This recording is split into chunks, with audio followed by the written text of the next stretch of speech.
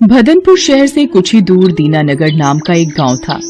उस गांव में मोहन नाम का एक ग्वाला रहता था जो हर सुबह शहर दूध बेचने जाया करता था। मोहन, तुम बहुत अच्छा दूध बेचते हो, एकदम ताजा।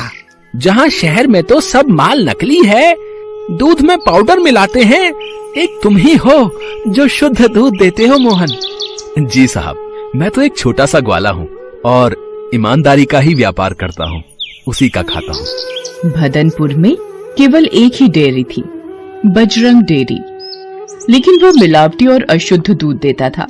मगर कोई और चारा ना होने के कारण लोगों को उसी का दूध, दही, पनीर व अन्य दूध से बने सामान खरीदना पड़ता। अरे बजरंग भैया, जरा 1 किलो दूध तो देना। बजरंग ने एक पैकेट निकालकर औरत को थमा दिया। अरे इसका वजन तो करो, और कल का दूध तो उबालते ही आधा हो गया था। वजन करके ही रखा है, पूरा 1 लीटर है, लेना है तो लो, नहीं तो आगे बढ़ो। औरत मजबूर होकर वो दूध ले लेती है और निराश होकर चली जाती है। कुछ दिन बीत जाते हैं। शहर के लोगों को मोहन दूध वाले के बारे में पता चलता है और धीरे धीरे लोग उसी से दूध लेना शुरू कर देते हैं। ले लो दूध, ले लो। अरे मोहन रुको तो, जरा 1 लीटर दूध देते जाओ। वाह मोहन, तुम्हारा दूध तो एकदम शुद्ध नजर आ रहा है। बिल्कुल, अभी ताजा ताजा भैंस का दूध लगा कर आया हूँ गाँव से। तभी दूसरी महिला भी वहाँ पहुँच जाती है। अरे मोहन भैया, मुझे आज 2 लीटर दूध देना, आज खीर बनानी है। जी लीजिए, खीर के लिए मैं आपको गाय का दूध दे देता हूँ, भाव बिल्कुल बराबर है। धीरे धीरे मोहन दूध वाले की चर्चा सारे शहर में फैल जाती है और बजरंग डेयरी से कोई भी दूध नहीं खरीदना चाहता। अरे सुना है, दीनानगर से एक दूध वाला हर रोज सुबह शहर आता है और बहुत ही सुंदर दूध देता है। हाँ सही बात है, और अब तो हमें बजरंग दूध वाले का कोई भी मिलावटी सामान खरीदने की आवश्यकता नहीं है। बजरंग अब खाली हाथ मक्खियां मारता बैठा रहता है। मुश्किल से ही 2-4 लोग उसकी दुकान पर आते हैं। बजरंग को भी इस मोहन दूध वाले के बारे में पता चलता है। तभी बजरंग की दुकान से श्यामला भाभी गुजरती है। अरे श्यामला भाभी, आज दूध नहीं लेंगे क्या? अरे हम पागल हैं क्या जो हम तुम्हारा मिलावटी दूध लेंगे? जब से मोहन आए हैं तब से सभी को शुद्ध दूध मिलना शुरू हो गया है। एक दिन बजरंग डेयरी के सामने से मोहन अपना दूध लेकर गुजर रहा होता है। तभी बजरंग उसे अपनी तरफ बुलाता है। अरे मोहन भाया, रुको तो, जरा और हमारे यहाँ भी तो बैठो। जी भाया, अभी आता हूँ। अरे मोहन, तुम्हारे दूध की शुद्धता के बारे में तो बहुत सुना है, जरा मुझे भी 1 लीटर देना। जी क्यों नहीं, ये लीजिए भाया, बिल्कुल वही भाव है। वाह, बहुत बढ़िया दूध है तुम्हारा। कितने मवेशी हैं घर पर? 4 भैंसे हैं और 3 गाय। मोहन तुम ऐसा करो, तुम अपना सारा दूध मुझे बेचा करो, मैं बड़े दाम में तुमसे दूध लूंगा। तुम्हें आज कितना मुनाफा होता है, उससे भी ज्यादा मुनाफा होगा। अरे नहीं भाया, लोगों का भरोसा अब मैं नहीं तोड़ सकता। अच्छा, अब मैं चलता हूँ, राम राम। बजरंग दांत पीसकर रह जाता है। उसने मोहन को बहलाने की अपनी तरफ से पूरी कोशिश की, लेकिन सफल ना हो सका। राम राम, राम राम। इस मोहन ने तो सारे धंधे को चौपट कर दिया है, इसका जरूर कुछ करना पड़ेगा। दिन के अंत में मोहन अपना सारा दूध बेचकर दूध के डिब्बों को साइकिल में टांग रहा था। हे भगवान, बस आपकी कृपा ऐसी ही बनी रहे और मैं इन शहर वासियों की सेवा करता रहूं। बजरंग उसे चुपके चुपके देख रहा होता है। मोहन साइकिल पर चढ़कर गांव की ओर रवाना हो जाता है, लेकिन उसका पीछा बजरंग भी कर रहा था। शाम ढलने के साथ ही मोहन अपने गांव पहुंच जाता है और अपने घर के सामने साइकिल खड़ी करता है तो दूध के डिब्बे लेकर अपने घर के अंदर जाता है। अरे भाग्यवान, सुनती हो, जरा 1 गिलास पानी तो ले आना। जी अभी लाई। मोहन पानी पीता है। तो कैसा गया आज का व्यापार? सारा दूध बिक गया ना? भगवान का शुक्र है, आज भी सारा दूध बिक गया। उससे भी ज्यादा शहर के लोगों को अब मुझ पर भरोसा है। उससे कीमती चीज और कुछ नहीं हो सकती। ईमानदारी की बुनियाद पर बना व्यापार ही हमेशा हम जैसे गरीबों का साथ देता है। बजरंग एक जगह छुपकर दोनों की बातें सुन रहा होता है। अरे बेटा, ऐसा मजा चखाऊंगा, सारा व्यापार भूल जाएगा। अगली सुबह जब मोहन साइकिल में दूध के डिब्बे टांग रहा होता है तभी वो देखता है कि उसकी साइकिल के दोनों पहियों की हवा निकली हुई है। अरे भाग्यवान, सुनती हो, जरा इधर आओ। सुनीता दौड़ी दौड़ी आती है। जी क्या हुआ? अरे ये देखो, दोनों पहिए पंचर हो गए हैं। अब भला मैं कैसे शहर दूध बेचने जाऊं?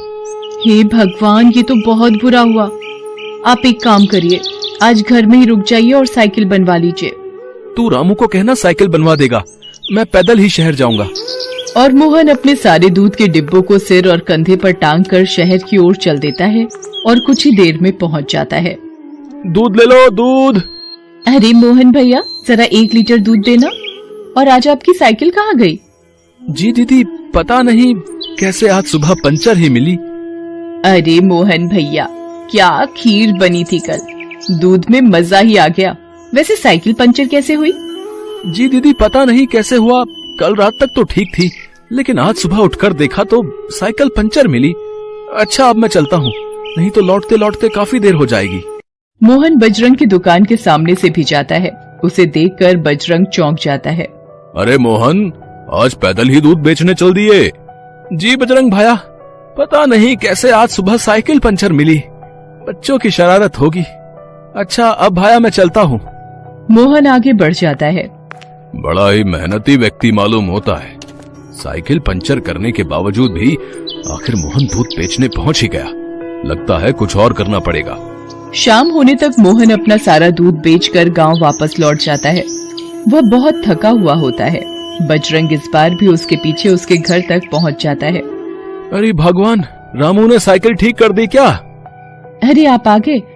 जी हाँ, आज तो ले आई है साइकिल उसने। ठीक है, एक काम करता हूँ, आज मैं साइकिल अंदर कर देता हूँ, क्या पता बच्चों ने शरारत की हो। मोहन अपनी साइकिल अंदर खड़ी कर दरवाजा लगा लेता है, मगर उसके दूध के सभी डिब्बे बाहर थे। बजरंग इसी मौके की तलाश में था। अब देखता हूँ बच्चे, तू शहर दूध कैसे बेचने जाता है। अगली सुबह दूध दुहने के बाद जैसे ही रामू दूध अपने डिब्बे में डालने लगा तो सारा दूध नीचे से बहने लगा। अरे सुनीता देखो, ये दूध बाहर गिर रहा है। इस डब्बे में किसी ने छेद कर दिया है। अरे हाँ, बाकी डिब्बों के नीचे भी बहुत छेद है। किसकी हरकत हो सकती है? पता नहीं, पर मेरे पास एक उपाय है। तुम डब्बे के नीचे एक मोटा कपड़ा बांध दो, न जाने लोग मेरा कब से इंतजार कर रहे होंगे। मुझे दूध बेचने भी तो जाना है। मोहन कपड़े बांधकर डिब्बे में दूध भरकर शहर की ओर चल दिया। मोहन इस बार भी बजरंग डेयरी के सामने से गुजरा। उसे देखकर बजरंग हैरान हो गया। तुम अरे मोहन, तुम यहाँ कैसे आ गए? अरे मतलब, मेरा मतलब यह है कि तुम्हारे डब्बों में तो छेद था ना? लेकिन ये बात आपको कैसे पता चली? अरे वो सब छोड़ो, आओ ना, तुम बैठो ना। मोहन को बजरंग के ऊपर थोड़ा शक हुआ, लेकिन वो वहाँ से निकल जाता है। अरे मोहन भाया, ये तुम्हारे डब्बों को क्या हो गया? जी साहब, पता नहीं किसकी शरारत है। कल किसी ने साइकिल की हवा निकाल दी तो आज डब्बों में छेद कर दिया। न जाने कौन हो सकता है। और कौन होगा? तुम्हारे कारण यहाँ सिर्फ एक ही आदमी को नुकसान है, और वो है बजरंग डेयरी। ये सब उसी की चाल हो सकती है। तो साहब, अब मैं क्या करूं? शहर छोड़कर चला जाऊंगा तो मेरा परिवार कैसे चलेगा? अरे नहीं नहीं मोहन, तुमने हम शहर वासियों को शुद्ध दूध पहुंचाकर बहुत ही उपकार किया है। अब हमारा भी तो फर्ज बनता है कि हम तुम्हारी मदद करें। तुम उसकी चिंता मत करो, मेरे पास एक उपाय है, सुनो। वो आदमी मोहन के कान में उपाय बताता है। मोहन सुनकर राजी हो जाता है। ठीक है साहब, मैं ऐसा ही करता हूँ। हाँ हाँ मोहन भैया, हम तुम्हारे साथ हैं। हम बजरंग को जरूर सबक सिखाएंगे।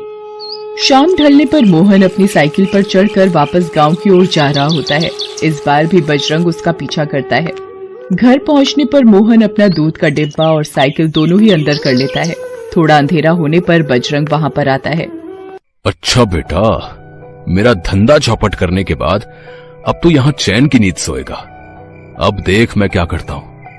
एक ऐसा इंजेक्शन दूंगा जिससे तेरे मवेशी दूध देना ही बंद कर देंगे। वहीं बाहर अस्तबल में मोहन की गाय और भैंस बंधी हुई थी। मोहन ने अस्तबल का दरवाजा खोला और जैसे ही वो गाय और भैंस को इंजेक्शन लगाने के लिए आगे बढ़ा, वहाँ की सभी बत्तियां जल उठी और मोहन समेत शहर के कुछ लोग वहाँ पर आ धमके। अच्छा, तो तू ही है वो करामाती इंसान है? नीच, मिलावट का सामान बेचता है और ईमानदारी को हटाना चाहता है। हमें इसे मारना चाहिए। मारो मारो मारो। जी नहीं, कानून को हाथ में लेना ठीक नहीं है। बेहतर होगा अगर हम इसे पुलिस के हवाले कर दें तो। वाह मोहन, न सिर्फ तुम्हारी ईमानदारी बल्कि तुम्हारी शालीनता ने भी हमारा दिल जीत लिया। वाह। वहाँ पर खड़े सभी लोग मोहन के लिए ताली बजाते हैं। बजरंग दूध वाले को सलाखों के पीछे भेज दिया गया। मोहन